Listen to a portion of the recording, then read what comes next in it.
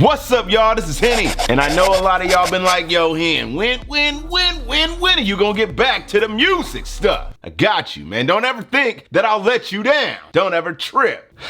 Listen, today I want to talk about a great article that came out last week. It discussed about how the music industry is booming, but how artists are only getting paid 12% of the actual revenue. And what does that mean for songwriters and producers? The end of last week, I was over there at the studio with a couple colleagues of mine, and you know how we do? We had to do it hangout style and get a good discussion about this to give y'all insight about how to be a better producer, songwriter, and how to really get what you're worth going forward in your career. This is more of a podcast style, so if you just need it in your ears, it's cool. It's an hour long. Check out the video. Let me know what you think. I want to make sure that I'm always giving y'all the updated facts out here, man. That's what I do. Doing it for myself.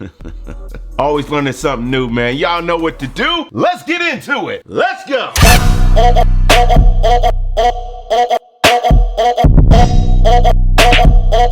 The business. So it's a random day in the studio, man. I have some good colleagues and friends that are with me today. And, man, we just wanted to talk a little bit about music production when it comes to, like, producers and songwriters and, like, how to really understand where the music industry is going. Because a lot of us out here read headlines and then we get frustrated, not understanding that the music business is actually going in a better, like in a way better place than it ever has been in the last 10, 15, maybe even 20 years. And how do we capitalize off that? So I got the good friend to my right of me, Shay Lawson, attorney. You know my man BD. If y'all seen any of the other hangouts, we're back to the hangouts. Just did that naturally just to see what y'all would do. Yep. I got my man Garrett, an extraordinary producer, songwriter, multi-instrument aficionado. Is that how you said it? Aficionado. New for the hangout. Hey, listen, you know. Man, the cello behind. Listen, I got my man Steady got the cello behind him. He's got the cello behind him. Let's be real. And then Steady State, my man Kennard Garrett, amazing producer, songwriter as well. We've been friends for over 20 years. And, yeah, man, you know, he's got the, the Shaggy and Sting record that's really going heavy right now. You know, we've been doing things and having a good time just in here collaborating. So I wanted to bring a few people in here that know a little bit about where the music is going and have seen it from the place where it was actually, years ago where it was flourishing. Then we took a dive and now we're back on the upswing. So let's talk a little bit about this. And I want to bring in this article real quick. The article headline reads, musicians only get 12% of the $43 billion the music industry generated in 2017, and it mostly came from touring. That's what people read, right? And I get that. If you read a little bit into this, it'll tell you that the proportionate total of the total music industry revenue artists capturing has actually risen since the year 2000, when artists took home only 7% share of the revenue. So we're actually up from when it was actually considered the golden age of music. We're talking about like 98 to 2002, 2003, before it started to really go down. But when the whole rise of Napster and illegal downloading and all of that. LimeWire. Yeah, it was a good one. I was on it heavy. Heavy. Hoping nobody But calls yeah, the house. it's all good. Here's the thing, right? Y'all read the L.A. Reid biography, autobiography? Yeah. He did a book signing. L.A. Reid. No. Yeah, he did a book signing here a couple He years did a book sign. Okay, so in his book, in L.A. Reid, is it autobiography, biography, whatever? Yeah, autobiography.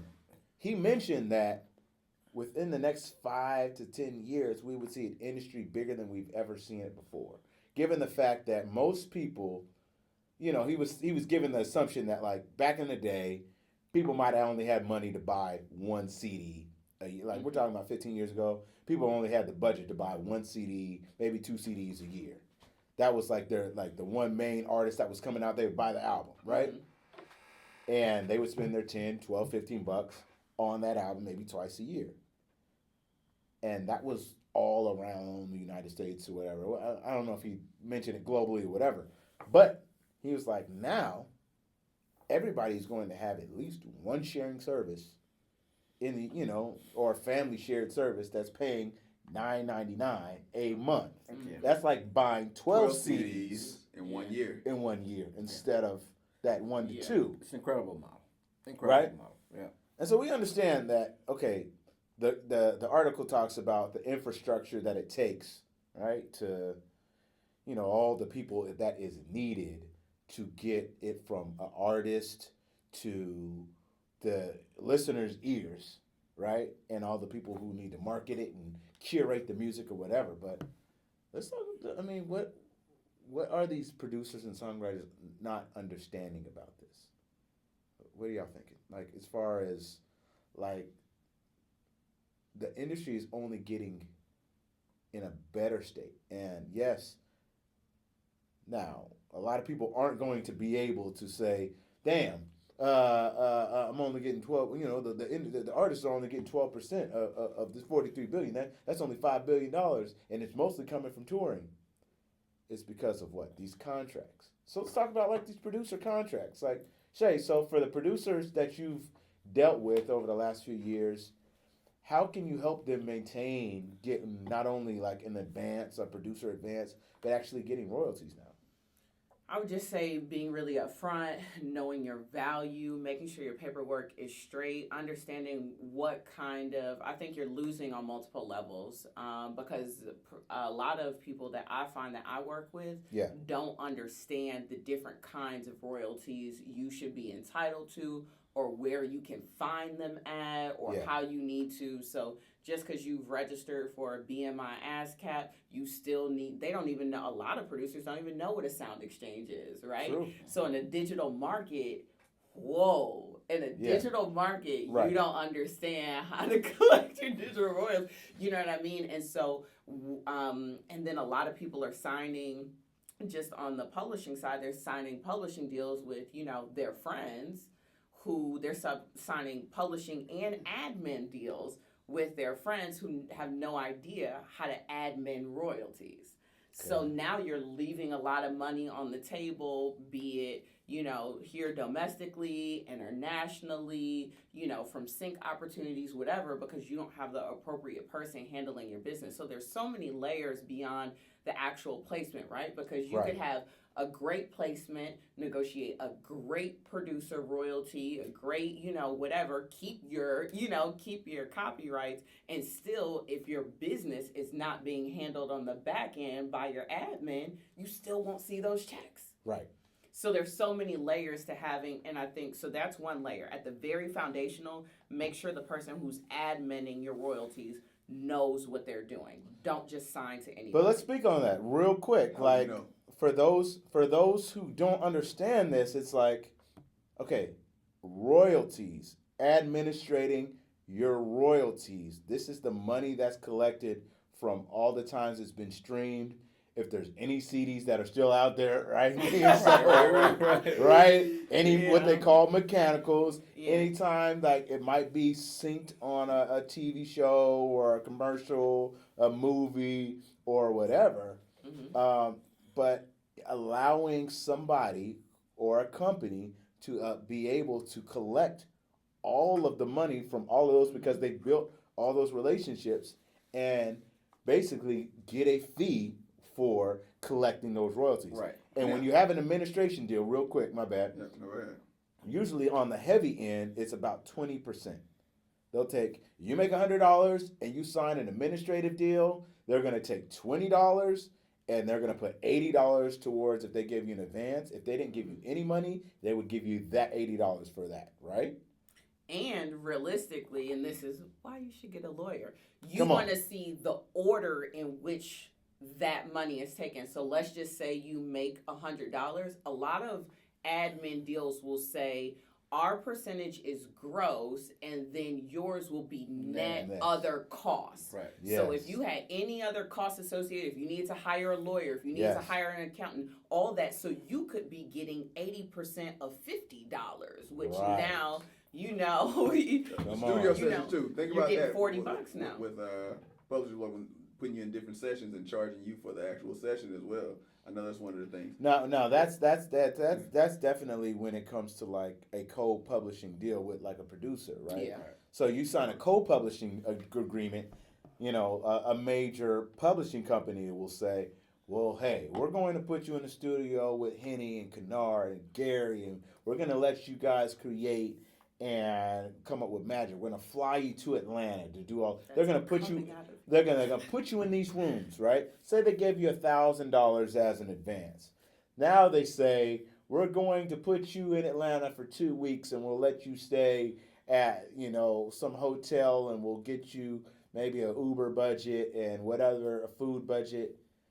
You might spend $6,000-$7,000 on that week that you were in Atlanta creating with these producers. What can happen in a co-publishing deal, which is basically meaning instead of getting that $20 taken out gross, they're taking 50% gross. Am I right? Mm-hmm. Let me just make sure we got the lawyer in the room.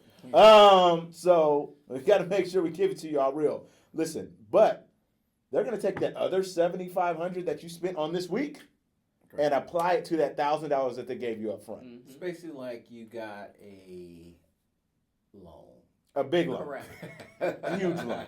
And this is, you know, you're still spending. It's a line of credit. It's a line of credit. It's like It's homeowners. Yeah. Like Yeah, you own a mortgage, yeah, and then you get a second mortgage, which is a line line of credit. Right. Come on. You still got to pay them both back. Right. And now you're paying them back at the same time. So you add it on top of your mortgage, your $1,000 mortgage that you're paying. Right. Now you're paying another $250 a month. Okay. Based on what you're Let me sweeten the analogy there. Yeah, you got the mortgage, you got the line of credit, and you got this place that's appreciating like crazy. So it's like, this is my catalog that's appreciating. Yes. But guess what? You're Come on, paying this house. you're paying that back as this is appreciated. So it's cutting into it. People don't understand that. They're Right. thinking like, And so when you got these young producers, right, and Before we Go move ahead. And away they're from it. chasing advances. Yeah, before we even go any further, because I don't want to get too far away from it, for something like an action step that you could take away from this right now, I think we're about to get into it. Like, Shay, what could they actually look for? Because we say, hey, you need somebody to know what to look for on the back ends. How do they know? What should they be looking for? Because some people say, oh, yeah, I know I need to check somebody. I need to checks and balances to make sure this person is doing the right thing. What should you do? Or what questions should you ask? What should you be looking for to make sure that person, like we were talking about admin before, to understand that they know what they're doing or what they're talking about?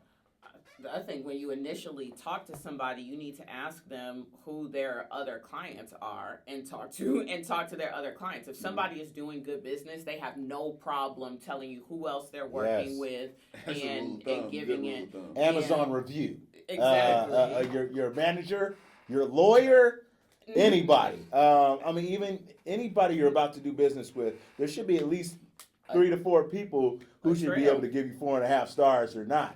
If not, then you're gonna be like, let me rethink this. How good is this for me? That's number one, and I'll tell you. And I have been dealing with sync licensing for a movie recently. Okay. And I represent the filmmaker, and so we are licensing out with different artists, and their management teams don't even know the difference between the master and the underlying composition. So what's the difference for somebody who has no clue?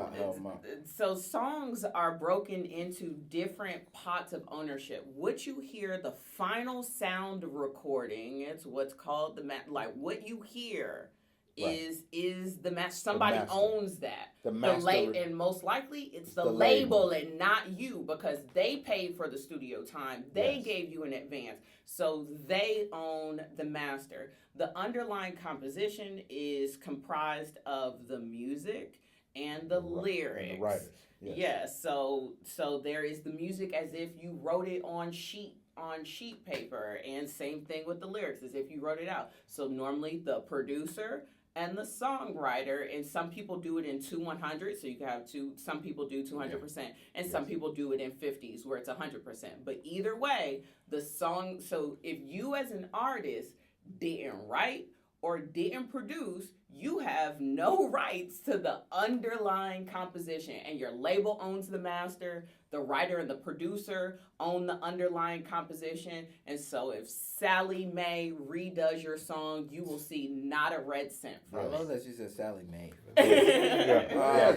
You know. Good point, Shay. And I actually want to piggyback off of that. So, you said you break it into these percentages. I lost my train of thought. I had a great question. It's totally. Let it Let it flow. But to go back to his question, you have people on your team who don't know the basics. So you Right. again want to know how long they've been in the industry, who else they've worked with, what Right. kind of deals they've done from a management, an agent, a publishing. A lot of people get in scenarios, and Henny and I have talked about this, offline, where I am encouraging people moving forward to get into these, like, what can you do for me? And it needs to be in writing. Like, I will put you in X number of sessions. I will get you at this conference. For a Let's- manager. Yeah, right? like Yeah. let's get it in writing. Right. Like, don't just tell me Yes. I can put you in the room with people. No. Like, say I Come will on. guarantee you There's 6 to 10 actual sections. there's actual I bullet will points. give So you- pro Accountability. It's pro accountability. pro tip, if you're looking for a manager, if you're looking for somebody to help represent you, even maybe a lawyer, like there should be some bullet points that they can do that, like, within a certain amount of time. Give it 6 to 9 months. Say 9 months. In 9 months, I'll be able to at least get you into 5 major studio sessions in major studios. Like maybe you've never been in a major studio and you wanted to work in something like this. Or maybe you want to be able to work with established songwriter, or maybe you're a songwriter and you want to work with established producer. They should be able to give you enough of those moments to say that they're worth the percentage that they're offering. But then also, think about it from a terms, because we have people that aren't songwriters and aren't producers who will be watching this, then people that want to do managers. It also is, if you're confident you can do the job, it protects you, because the most disposable people to a lot of artists and to creators sometimes are the management. Yeah. Like, hey, well, you know what? This manager out of New York, this manager out of LA, who has so many big clients, I want to work with them and not you anymore. But you're the person that got them there. You're the person that got them in this studio. You're the person. Right. Everything you just listed out in the bullet point. Now you also have Okay. that same thing. So I have 2 points to that. First thing I was going to say is buyer beware. At the point that people are coming to you saying, hey, do you have a manager? Are you working with somebody? That should like heighten your awareness, because that means you have a value that that person sees, because they wouldn't walk up to you or be interested in what you have going on if you didn't bring value. So know that in your mind. At the point that somebody approaches you, you have a value. Even if you don't see your value yet, they see it. So now you need to understand what value they bring to the table, like the points that we talked about. But on both ends, if you are the manager looking for talent, also if you are the talent looking at things that should catch your eye in a contract, look at a sunset clause. So people move on all the time. So you as a manager could pour your time, energy, money into an artist, and then all of a sudden somebody from Rock Nation could be like, yo, you hot, Yes. and scoop you up. You want to have what are called sunset clauses, whereas if I put you in this position, or you get an opportunity within 3 months of terminating my contract, within 1 year of Come terminating on. my contract, Yes. I still get a percentage of it as if I were still your manager, because but for me, you would wouldn't not be be in there. this scenario. Yeah, But Yeah. on the flip side, as an artist, a producer, or whoever, look out for those clauses for people, for things that say that somebody is perpetually entitled to a percentage of the things that you bring in. Basically, at the end of a 3rd year, those clauses, that percentage should end. And really, after the 1st year, it should be reduced by 50%. The 2nd year, reduced by another 25%. The 3rd year, it will be the lowest. So you don't want to screw the person out of the work to put that got you the money, but you don't want somebody eating off you for life. Forever. Yeah, Right. I mean, yeah, 3 years. 3 years is really That's great. that's That's a great. great That's tip. reduces- That's yeah, great. that's That's a great. great. That's a Producers great tip. world, we think about it as like, yeah, the label gives you this deck and says, we don't do anything in 3 years after you can. You can maybe do something do with the something else record. with the record. Yeah. Right. I got my thought back. Okay. So, Shay, you were talking about, you were warning or cautioning artists, if you've got this, the label owns the master and then underlying composition, you got the songwriter and producer. But this is the game now. Like, so there was this shift years ago when, and I'm saying this from experience, when artists started saying, I need a percentage of this. And it wasn't always like that. Of the actual And they didn't record. write anything. And But they didn't now write they're anything. getting They the didn't write percentage, anything. correct. And You want to be on this record. It's a luxury tax. Yes. Yeah, it's basically that's exactly what it is. And for us growing up through those times, it was very I won't say foreign, but it was very like, whoa. And I had a really successful songwriter tell me one time, he said, well, they realize when, they're up here trying to pay for rent and I'm driving a Ferrari. Yeah. It was just like, damn, I need to get in on that. On a piece of I that need to be a passive part of income. that. So. Wait, not- he hasn't gotten his keep going. question. My bad. No, yeah. My bad. My Get bad. to your Got a whole My bad. Wrap it up. My bad. Wrap it up. Wrap it up. So no, my thing is this: like in your costing, it is very upfront and almost off-putting. When you do a big record with a major artist, it's your first time out the gates, and they say, "Yo, I need 25% of that." Yeah. And then you gotta wait. In the young mind, it's just like, no, I want it all. Because I need it so bad. Yeah. Right? But the long game. Me and Henny talk about the long game all the So time. listen. that's Okay. where I was going. Okay. So Yeah. let's The talk about the value. long game. Talk So about the long game. so- The long game. what? I didn't. Let's talk about the long game. Let's be honest.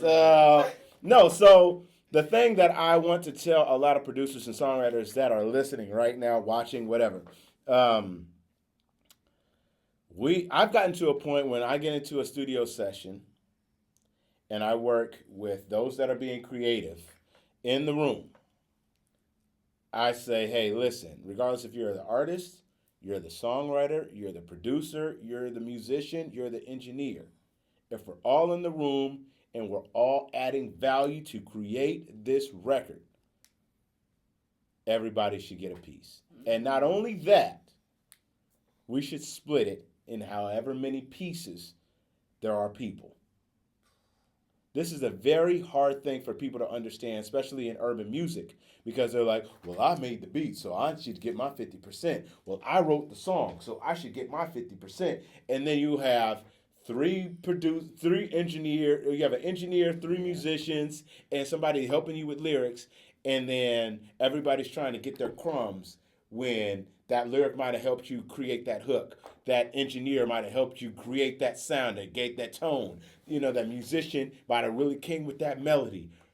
If you don't understand that doing good business will only propel your career, most people in their early 20s, mid-20s, they want it all, they want it now.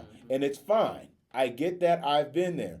The main thing is, you do bad business, you will burn out. Your life is I've talked about this before, your life is a lot longer than you think it is. Yeah. And so you get to 35, 40, and you're still like, damn, nobody messes with me. Nobody's giving me a call back. Nobody's getting me in studio sessions. I wrote them hits 20 years ago. Nobody cares. Yeah. Because you did the bad business. And so if you do good business on the front, right? You do good business on the front, you'll be able to sustain that. And think about being able to do music until you're 60, 70 years old because you've done good business for a long time. I want to go further along and extend that. But before we get down that path, when you first started off with talking about that split, Shay gave a sigh. Talk about the size. Talk about that Why side you you gonna put get. me on blast? Because they saw you. Because they saw you. Oh, because the camera You're saw me? front and No, center. that's his job to do that. Yeah. That's who I am. Y'all know That's me. you're the Y'all know you're me. the That's what kicker. I do. Okay, you're the instigator of the He's show. supposed- I get it now. You're supposed to see the pebble in the shoe that's riding your foot. Like, yo, man, these shoes You, ain't working. in reality TV, he Let me is tell you the about back the and pebble. forth person. I am that Yeah, person. the conflict. He I'm is- that person in real life, though. That's the Yeah. funniest part. So the issue is that's a slippery slope. I have been in studio sessions with 40 people in the room that's like, yo, that's hot, man. You should add 2 claps here. And now you got producer credits? Nah, bro. Right. So I will say That's that, like, that's a slippery slope. I do agree with you that your session musician should always eat. Your engineer should always eat. So find them. Your engineer can make your sound, like things like that. I posted one of my session musicians that I represent today. His guitar is insanity. You know what I mean? And so those people, I agree, should always eat. But in any given moment with an artist, they're gonna walk in with a gang of people, and all those people should not get a piece of pie. But on that same thing, to your point about when you are in a room with multiple people, and let's just say that it's just the 5 of us, we could have a great session and things could go a certain way, and you know this and everybody knows this, that something might not get placed till like 3-4 years from now. Come on. And now you your memory is cloudy about who made that bridge, who wrote this verse, Pro tip. so and so. Nobody wants to handle business in the studio where they're like, I didn't want to mess up the vibe, I didn't want to bring out paperwork. No, do your splits at the time it happens. Yep. Song splits are so important, and the problem that we have in the urban hip hop, R&B, trap scene is a lot of beats are getting sent in, getting emailed in, and so you don't know when they created it. They just called you when the song is recorded and they need to get it mixed, right? And sometimes they don't even call you that, and they're just hitting you with a 2-track and say, we're about to use this record and it comes out in 2 days. Yep, literally, no, for real, in real life, they will do that to you. Yeah, like, this record's about to come out in 2 days. I got $800 for you. What's happening? Sign this deck. And sign this deck. Sign this work for hire. Deck, yes. You in town? Don't ever sign a work for hire when you created intellectual property. Listen, that thing can live your whole life, can get remixed, can get sampled, whatever. Listen, work for hire means you do not get any royalties that we were just talking about. You don't get to get that 20% handed out and that 80% back to you, that 50% handed out and that 50% back to you, because you have no ownership, because you signed something that just said you came and did the job, and now we can. And now we own it. Like Pusha T, and I'm loving it. How much should he be making off of that? And he said he doesn't own any of his publishing off of the McDonald's I'm Loving It jingle. That man shouldn't have to work another day in his life. His grandkids, you know what I mean? Great grandkids shouldn't have to work another day. And so the thing is, especially with the work for hire, and this is just like a work note. I hear a lot of producers say this is a throwaway track. At no point in your life should you be wasting your time in the studio to say, I can throw this away.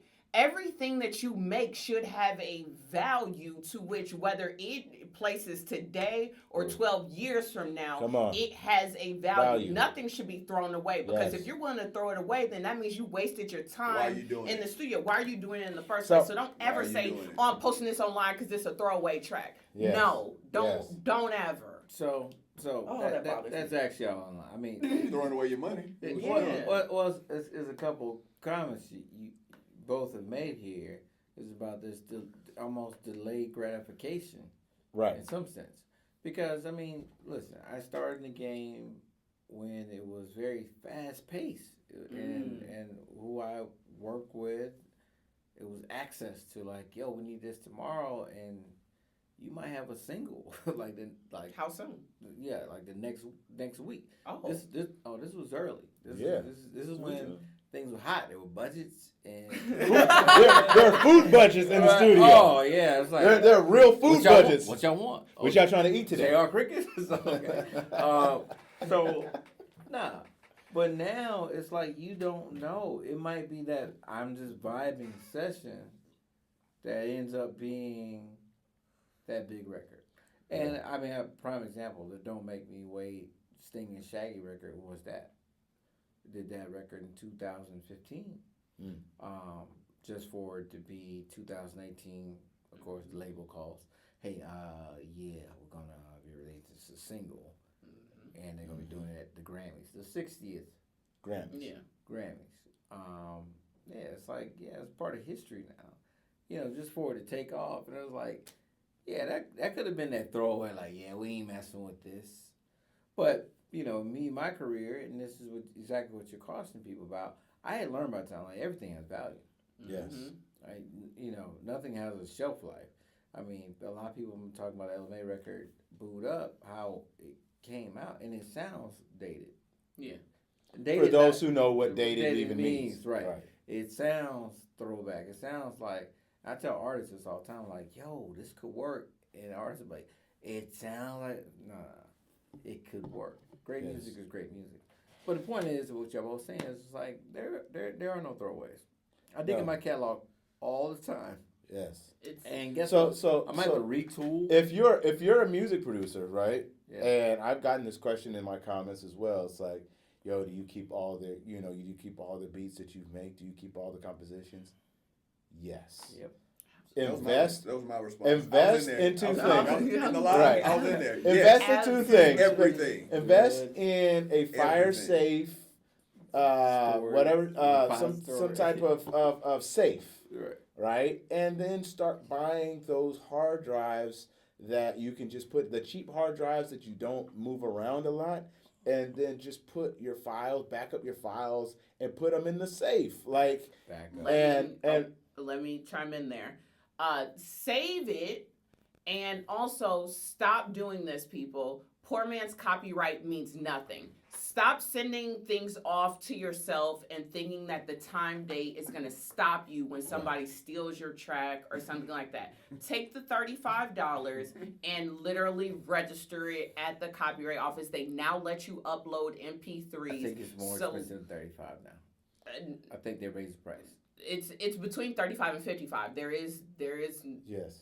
Can you still do compilations? Yes, Yeah. and you can do Okay. compilations. So it will be worth it because you will be surprised how it will be how worth your it. self travels, and now all of a sudden, Beyonce has your track, and you don't have it registered with the copyright office. we go back and people talking about having receipts and like being able to go back and talk about, yo, Jump drives. Them I had this record done in 2015. Something like Kennard was just saying, where I had this record done. We wrote the record. We did the splits. We sent it off to the Copyright Office. Now you guys want to use it. Now you want to play me, or maybe possibly play me, because you think that I might not have my business in order. But as soon as I show you the receipts, you can't disrespect me. Is that correct? Leverage. You gotta have a conversation. It's Leverage. No, I mean, it's like, no, you actually gotta talk to me. You gotta talk to me. It's Now like, you have to. it's so easy to like say, oh wow, because I mean, listen, producers, artists, songwriters. Hey man, it's a slick world here. Who talks about that all the time is I'm not sure if people know her because she's kind of still low key, but Tammy Latrell. Oh yeah. Okay. She talks about that all the time. So actually, she wrote a song while she was in high school, Okay. and then her freshman year in college, somebody called her and was like, "Girl, your song is on the radio. Oh my God, I can't believe you didn't tell me that Whitney Houston was gonna sing your song." And she's like, "What?" And so her mom was like, "Yeah, no, I heard your song on the radio and Whitney Houston was singing it." And true enough, she had done her due diligence. She had filed her copyright, and they had to cut her a check. As a freshman in college, she got some Whitney Houston money off a song that she wrote. So it's funny. You remember that? When we're thinking about these producers and we think about these songwriters and getting ahead and making sure that they can get their just due, right? A lot of these guys that are starting out, they get their first placements maybe. Have you dealt with producers and songwriters or whoever that are just selling stuff online, and what to do when they actually get a placement off somebody who's bought their beat off of BeatStars or something? Have you had those situations? I haven't. I don't deal, but I also tell people to stop doing that. Why, though? I think it's still a good way for producers to kind of get their name out there and make a living, right? If you're leasing your beats and you got a whole bunch of stuff, the problem is the barrier of entry is so low. Everybody can make a track. Anybody can create music now, and it doesn't matter how hot you are. How much branding can you put around yourself to get to the artist that you inevitably really want to work with it, right? But if you talk to like Yachty and all them, Yeah. and like Playboy Cardi, like they'll tell you like they met Pierre off Instagram Live. Like, Yeah. so, you know, like that is like a consistent story that he was on their Instagram Live and was like, yo, I got tracks, and he was like, email them to me. So I think that people are in a social media society. I think if we're talking about early 90s and X, Y, and Z, right? That was when people were unreachable, where you're like, how Hell can yeah. I get to Usher? How can I get to so-and-so to give them a track? Now, everybody has an email address. You can run up Yeah. on people at conferences. This is Atlanta, and the top thing that I say about Atlanta as opposed to like a Los Angeles or a New York is that everybody is accessible. You can run into the mayor at Busy Bees. Right. You know what I mean? So everybody is accessible. So it's about being on your specific grind. So to me, if you want to do something, just really go after it. I tell people not to lease. I personally tell people not to lease beats. Or if you're in From an attorney's perspective, yeah. why? Because you are going to garner more when you give somebody an exclusive license as opposed to a non-exclusive license. You are devaluing your product when you are giving it to everybody. It's the difference between a Walmart and an Hermes. When you buy Hermes, you know what you have, and Right. you're the only person who got it. Or you what get about six people. what about the producer who really likes the Walmart strategy, and it's like, I'm gonna get as many $35 people as I possibly can. I might not be able to get I might not be able to get to Yachty. I might not be able to get to Playboy Cardi or Lil Pump or any of these guys that they're trying to get to, but I've made $12,000 in a month, so you can't tell me nothing. I've already made $120,000 this year off of leasing beats. What you just said just summed it up before she even has an answer. You can't tell me nothing. You can't tell strategy. You can't tell me nothing. I'm making money. Okay, well, if you're happy with that, then fine. Exactly. And people are going to stay in particular lanes. So like, It's all and strategy. this If it has works for nothing you. to do with music, but more so just business itself, Yeah. where it's like That's you what I could wanna chase know. 100 people for $1 to make $100, or you could wait out for one person to pay you $100. And so that is really the mind. To your point, you're going to have to get somebody where their mindset is, and we've discussed this as well. So I'm not out to change people's minds. Where your mindset is where your mindset is, and there is a market for that, because there's a million underground rappers here who only got $10 for your beat, and there is absolutely somebody Right. for you. And I don't want to detract you from working with them, because the most random stuff, on earth pops now in a social media world. So I'm not telling you not to do that. But at a certain point, when you value your time and your money and your passion, then you are willing to wait and pass on the trash to be like, Yep. I'm good. I'll wait for X, Y, and Z. moment, yes. Yeah, I'm going to sign up for this producer beat battle so the right A&R hears me, so the right manager hears me, whatever it is. And so at a certain point, you start to be more strategic with yourself. And I would say producers, stop undervaluing opportunities like producer beat battles. Real people who make decisions, who are connected to actual decent artists, show up to those things, and you're losing out. And they sit in the back. Yep. Typically, Yeah. they No, I you mean, can't see it's- them. You don't it's- know who they are. You don't know who they are. It's the and same. they're It's the by- same they're by as themselves. it's They're the by same as themselves. talent shows, right? But at the same time, like, I mean, there's not as many talent Why situations. don't people do that anymore? Like, I mean, there should be a lot more talent shows. They are. They're on TV. They're called The Four. Oh, Okay, true. yeah, yeah, You're yeah, right. you're right. Yeah, if you're so not on the specialized. four, if you're not on American Idol, Boys, but boys, but the you're thing right. is, America's Got Talent. we're in a global market, right? I mean, the thing is, there'll be people who are watching this who are all across the world.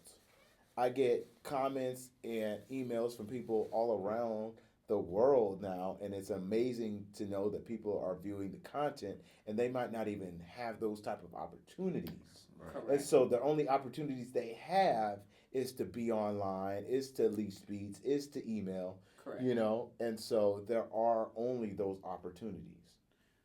And that's why I say, like, I don't knock it, but at Right. a certain point in your career, you know what I mean? At a certain point in your career, you have to decide, what you're doing. So I think there are just like a handful of things. If like we can recap, Yes. if we can recap what we've discussed here. Actually take the time to file your copyright. Without filing your copyright, you have no legal enforcement against somebody who steals your things. You mailing it to yourself does not give you the power of the courts to go after somebody for stealing your beats. So file your copyright. So, right there, file your copyright. Now, you can. When I talked about doing it in compilation form, have you ever done that as well? I had done that. I did that in the past, and I'm gonna be completely honest. I stopped copywriting my music a long time ago because back in like the early 2000s, I didn't know if it was really worth the money when I didn't have it. Right? I was like, shit, it's $35, but back then you could send a compilation of 30, 40, 50, 60 beats, whatever would fit on a CD. So I don't know what the stipulations are or how many songs you can put on a compilation or a playlist. But if you can put 30, 40, 50 beats on one thing, Let's go ahead and do it. at least you have it registered with the Copyright Office. And that's literally what it's going to take for you to be able to get your just due if somebody takes your music and uses it without permission. Correct. So one, register your copyrights. Two, to backtrack a bit in our conversation, I don't know how you're going to edit this down, but when we were talking about advances and recouping and expenses, really think about the long game, especially when you are a starving artist, you're really hungry, and you're new in the game, and somebody approaches you with some crazy advance, and it might not even be crazy, it might be like $30,000, $40,000, but that's a lot, you know what I mean, that you haven't seen. Think about the long game of, is it worth it for you to sign this contract with somebody and be paying a mortgage, basically trying to repay a mortgage for $40,000 that you basically blew on the front end, right? You're gonna pay your rent a couple times. You're probably gonna buy some jewelry. You're probably gonna, buy a whip, and now it's blown. So you didn't use that on studio equipment. You didn't use that on something for your career. You blew it on like, yo, when I get my first big check, I'm gonna buy some crap. So really think about the long game when you are approached with opportunities. And it's always better to have your royalties than upfront money. And I know that's hard to hear when you're hungry and you got bills, but I promise. Yeah, I'm glad you said that because it's something I've been trying to figure out, like where to not interrupt the conversation. But it's all strategy, in that you pretty much just brought it home. It's every time is going to be, we need this, we need you to hurry up and get it and go. Why? Because one, it may actually be that they're on a deadline. But two, from that, think of it from a business standpoint. If we're going to cut a check, we're going to try to cut a check as small as possible. So how would I do that? I force you and tell you that it needs to be done. So it's not that anyone's even being shady. It's good business. If you're on the other side of it, having to charge somebody or having to pay somebody, you're going to try to pay as little as possible. So what are you going to do? You're going to put the leverage that you do have. Hey, do you want your music on this album? Then, hey, we need to do it like this. The thing is when you have your copyrights and you have your business in order, you can say, hey, if you really want it, we need to have a real conversation. To your point earlier, no, you're gonna have to talk to me. Yep. Like you have to talk. You're not gonna muscle me. You're gonna have to talk to me because I've done all my business in order, and I warranted. I deserve this conversation, and I deserve to tell you what I feel like this is value, and we can talk from there. So if you feel like if you only have X amount, okay, cool. Talk to me. I think I should do this, or we need to figure it out. But you have a seat at the table. And think about the long game of like, okay, so if you are an artist and your artist is now going to get 25% of my royalties, so and I'm fine because you're mega multi-platinum selling artist, so I want this initial placement. Now let's talk to me about the next album. Yep. Let's talk to me about the next project. So yep, I'm absolutely willing to give up this 25% leverage, so that I can be on the next project and we can continue this relationship. And so and, then from relationship and understand the sunset clause in the work for hire. Don't ever sign a work for hire. And understand, even if you know all of this, just coming from somebody who did a lot of research in my younger years, there is I don't know what to say. There is a thing about the music industry where people feed off the ignorant. Yes. Right. Preach, Feed me. Pastor. Oh, pass the Feed collection me. pot now. Pass it. Where's your Listen, signs, listen, Kennard? Give listen, this come on. man 10%. I don't give a damn how much knowledge you have. Right. They do not want to hear that. They want to know that you're hungry. They want to know that you don't know anything and you're willing to do whatever it takes Get on. to get popping. So So they want you Desperation. desperation is such a it's like the fat of these what we see Fat of the the ram. fat back the fat it's the fat off the back. I ate those, by the way. He didn't eat them. I didn't. I already ate, but I would have ate them. Come on, snacks. Hood snacks. 1-on-1 is coming Send soon. me all your But snacks. You can pay my listen, retainer and snacks. the issue that you have with not having any representation is you don't have any barrier between how you really feel and how it can be like presented to that label, to that other manager, to that artist that wants your track, whatever it is. Because if you try to speak directly, they're gonna think you're speaking from a place of hunger or need or whatever. Oh, he just needs some money. Or let me just throw some money in his face. Or they're never gonna actually feel like you deserve what you're asking for. Because your business is not in order, basically. That's Or what you I'm- haven't proven yourself, We talk to lawyers. right? We talk to businessmen. We talk to managers and business. So if you're looking for managers, like we can go back to point 3 on management and lawyers and doing your due diligence and getting reviewers.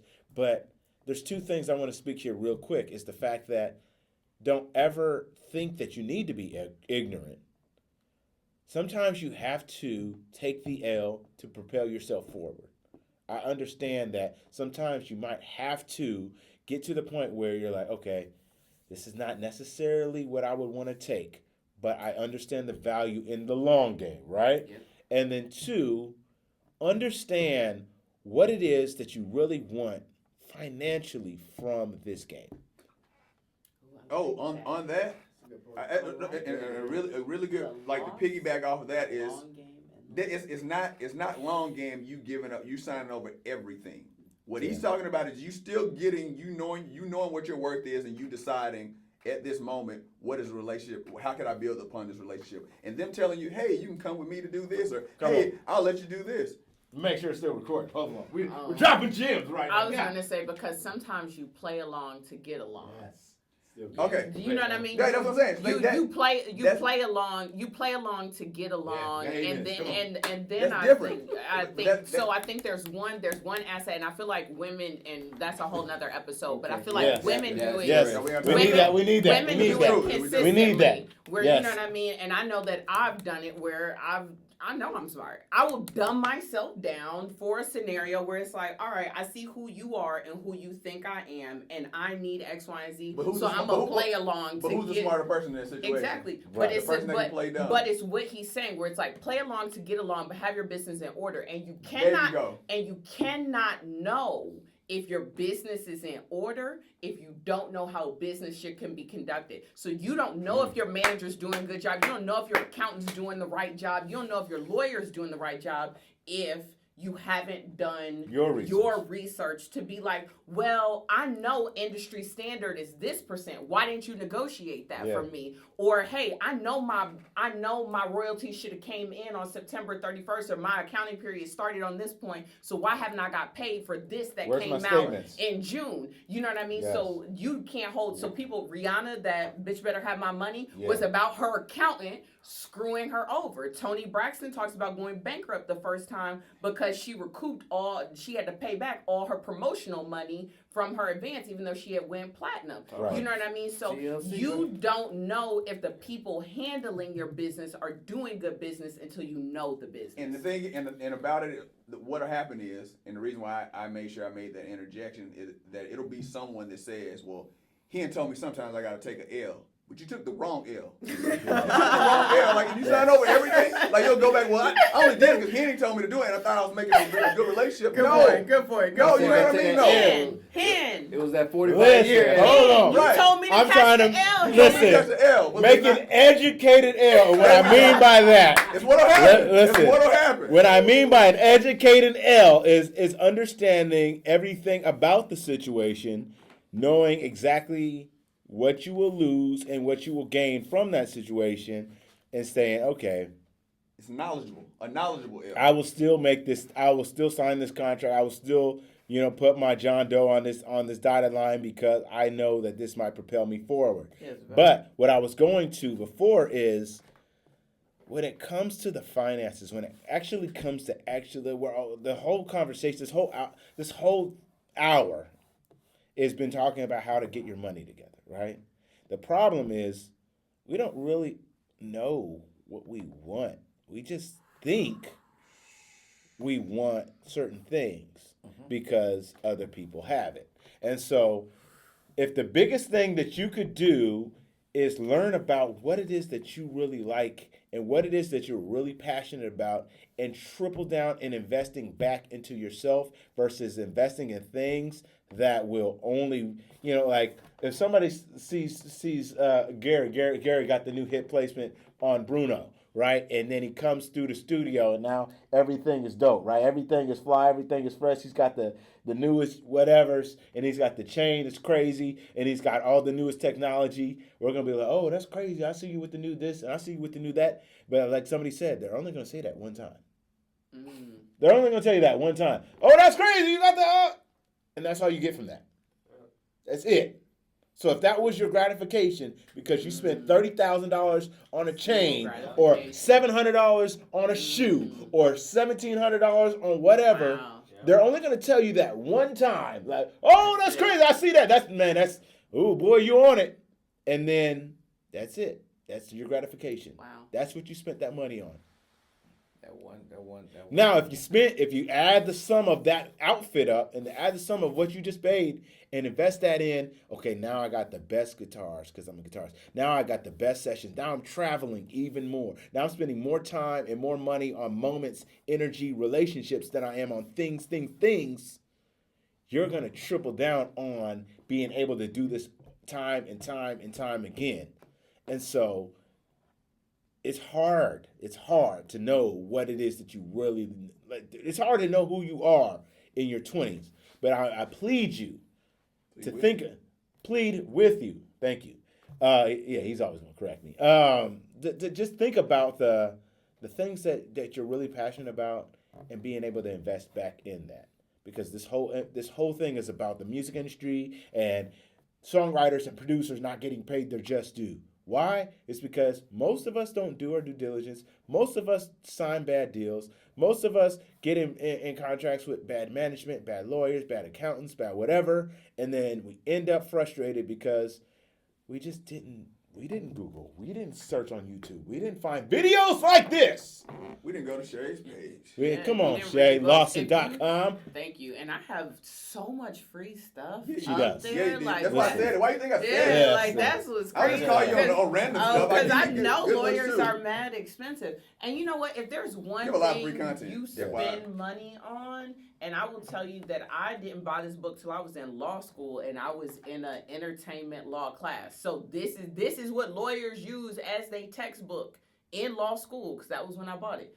The Donald Passman. Everything you need to know about the music industry. I might have version 2 or 3. I got the 6th edition, but he has like I don't know how many. Yes, Donald Passman. I think I was when I Woo! bought it. Yes. Buy that. Spend that. Here's the thing.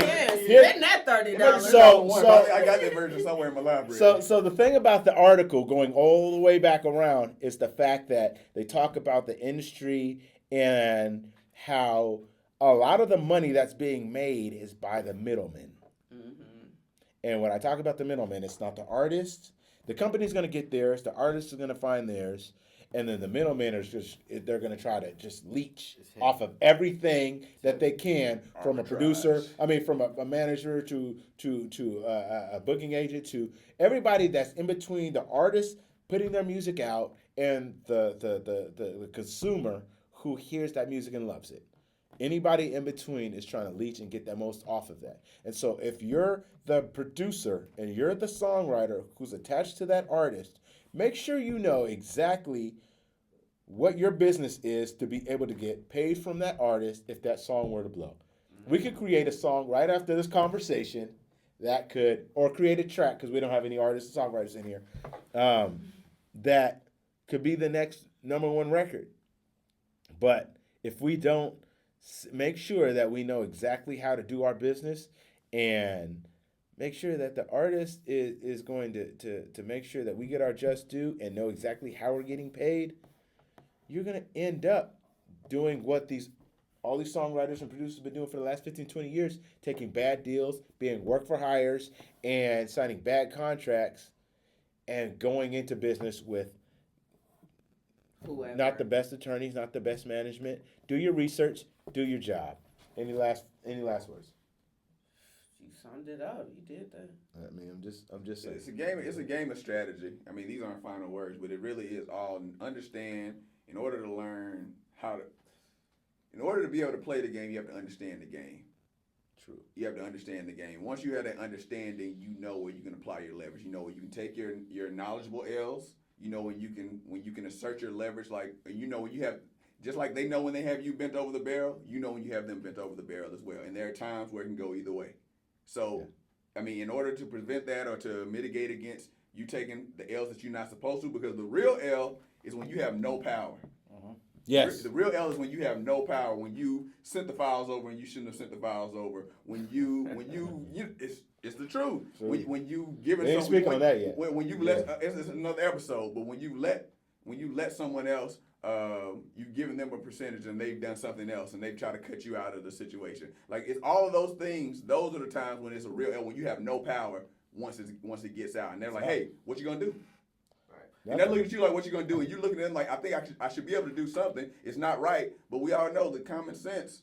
Nobody cares. It's so common, and there's definitely nothing. You could probably contest this more. There's no legal ramifications based on what's common sense and what was fair. It's based on what is the actual law. Come on. So That's all I got. my last comment is actually piggyback off what you said, Hen, and it's the fact that you gotta decide what you want. Yeah. Do I want the chain or do I want a career in this industry? Yeah. And we talked about the long game a lot. Yeah, I mean, it's about strategy. It's about playing this opportunity to lead to this opportunity, to figure out this opportunity. I mean, you've sat with legends. Yeah. 70s, 80s years old. I've sat with legends. And we talk about the longevity of these careers. Right. Do I want this flash in the pan? I got some very good advice. Like, everybody's like fiery hot for like 5 years. Yes. 5 years. That, unless you got Fire hot. Yeah, you got these geniuses that go beyond that. Right. You know. Do it over time. Yeah, your Michael Time and time again. Jackson. Right. Reinvent themselves. Yeah, you're like they're like, wow. But you got this period in your career where it's like it's hot right now. You need to get all you can get out of it. But have you ever seen the documentary Broke, the 30 for 30 Broke? Mm-hmm. Broke. Going for broke. The NFL. Yep. Mm-hmm. Yep. Yeah, I think yes. Basically the average career span like 4 years. Right. I think it's 5 years to get a pension, something like that. Anyways, 4 years, man. Yeah. And I equate that to this example, this analogy. This music person told me, I got 5 hot years. You got to live for a long time.